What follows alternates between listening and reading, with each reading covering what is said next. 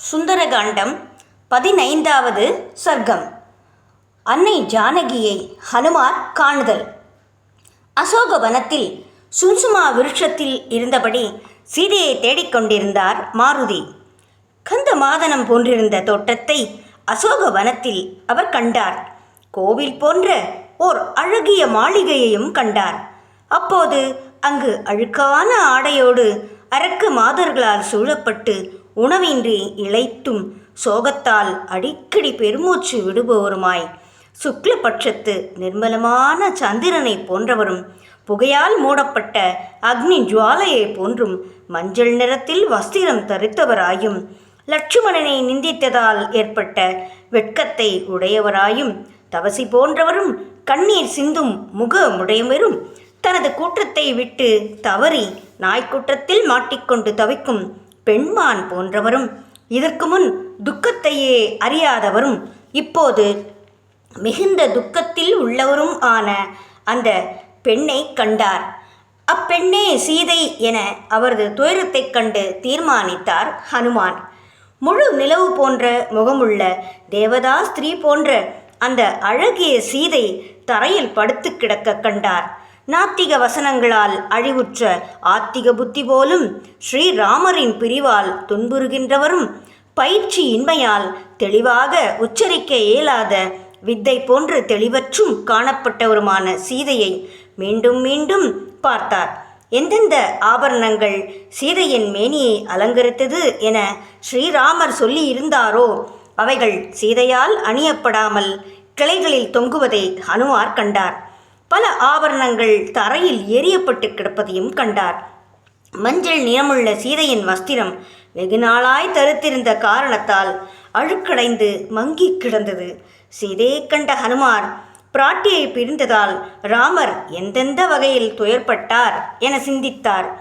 என் சீதையை காப்பாற்றாது விட்டுவிட்டேனே, என்னை அண்டியவரை காக்க வேண்டியது என் பொறுப்பல்லவா என்ற கருணையினாலும் சீதைக்கு அடைக்கலம் தர தவறிவிட்டேனே என்ற தாபத்தாலும் அன்புக்குரியவளை எழுந்துவிட்டேனே என்ற காமத்தாலும் துக்கப்பட்டார் என்று இவ்வாறு சிந்தித்த அனுமன் தேவியின் மனது ஸ்ரீராமரிடமும் ஸ்ரீராமரின் மனது சீதையிடமும் நிலைத்துள்ள காரணத்தால் தான் இருவரும் உயிர் வாழ்கின்றனர் என்றெல்லாம் எண்ணி சீதையை கண்டு மகிழ்ந்தவராய் மனதால் ஸ்ரீராமரை நினைத்து கொண்டாடினார். 15வது சர்க்கம் முற்றிற்று. 16வது சர்க்கம். ஹனுமார் சீதா பிராட்டியாரை கண்டு துயரப்படல். ஹனுமார் சீதையையும் ஸ்ரீராமரையும் நினைத்து மிகவும் வருந்தினார். பெரியவரை பெரிதும் மதித்து நடக்கும் இளையவரான லட்சுமணனால் மிகவும் பூஜிக்கப்பட்டவரும் ஸ்ரீராம பத்தினியுமான சீதையே இவ்வாறு துயரப்படி வேண்டி நேர்ந்தால் காலகதியில் சிக்கி துயர்படாதவர் யார்? சீதையோ ராம லட்சுமணர்கள் தம்முடைய பாக்கியத்தால் தம்மை காப்பாற்றுவார்கள் என்று நினைத்து சற்றே கவலையை மறந்தார்.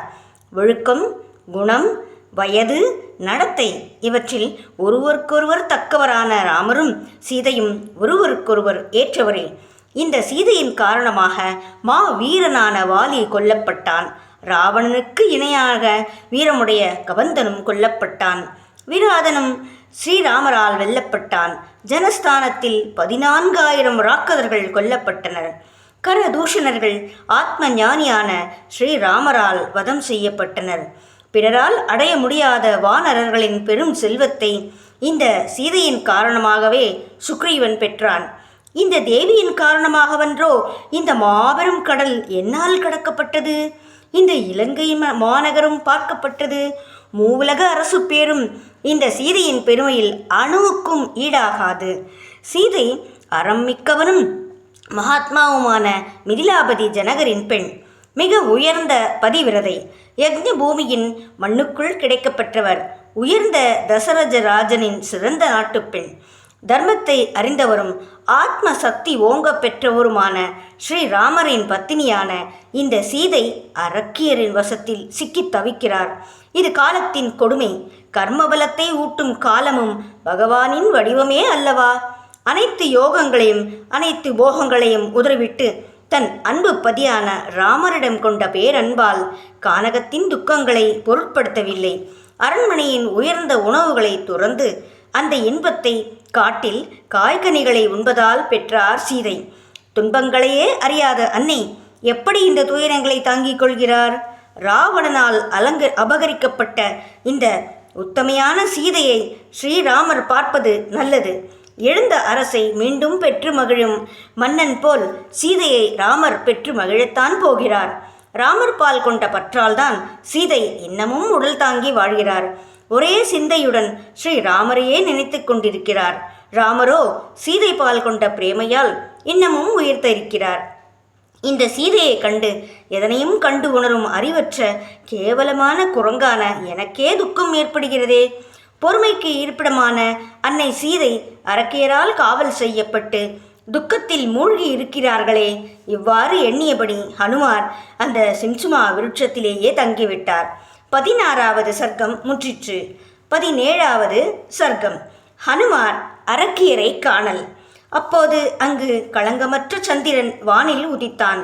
துயரத்தில் மூழ்கி கிடந்த விதேகபுத்திரி ஜானகியை வாயுபுத்திரன் நன்றாக பார்த்தான்.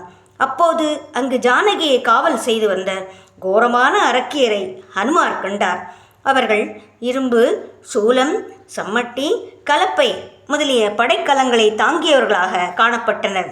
யானை, நாய், பன்றி, சிங்கம் முதலிய மிருகங்களின் காதுகளை போன்ற செவிகளை படைத்த அவர்கள் மது மாமிசங்கள் உற்சாகமாக உண்டு கழித்து கொண்டிருந்தனர். சிங்கத்திடம் சிக்கிய பெண்மானைப் போல் துக்கத்தில் பீடிக்கப்பட்டவளாய் அழுக்கடைந்த மேனியலாய் அந்த அசோகவனத்தின் நடுவில் சீதை அமர்ந்திருக்க கண்டார். மருண்ட மானின் மருட்சிமிக்க பார்வை போன்ற பார்வையால் சீதை அங்கும் இங்கும் பார்த்தபடி அமர்ந்திருத்தலை ஹனுமார் கண்டார். அவரை கண்டதும் தன் முயற்சி வெற்றி பெற்றதென மகிழ்ந்தார் மாருதி. தேவியை கண்டு குதூகலித்தார். ஸ்ரீராமரையும் இளவலையும் எண்ணி வணங்கி மறைவிடத்தில் இருந்தார் ஹனுமார். 17வது சர்க்கம் முற்றிற்று. 18வது சர்க்கம். ராவணனின் வருகை. இரவு முடிவுக்கு வந்தது.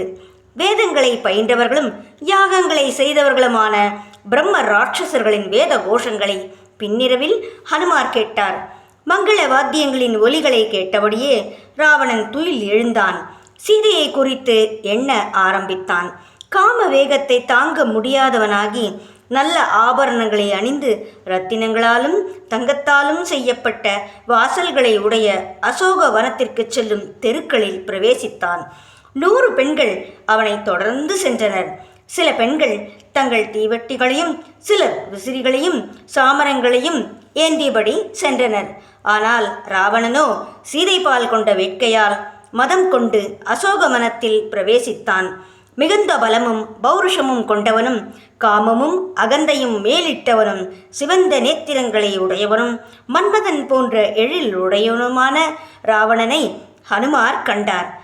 விச்சுவசுவின் புத்திரனும் அரக்கர்களின் தலைவனுமான அந்த ராவணனின் செயல்களை உன்னிப்பாக கவனிக்க ஆரம்பித்தார் ஹனுமார். தாம் தங்கியிருந்த மரத்தின் மேல் கிளைகளில் தாவி ஏறினார். அப்போது ராவணன் சீதைபால் ஆவல் கொண்டு அவரை நெருங்கினான். 18வது சர்க்கம் முற்றிற்று.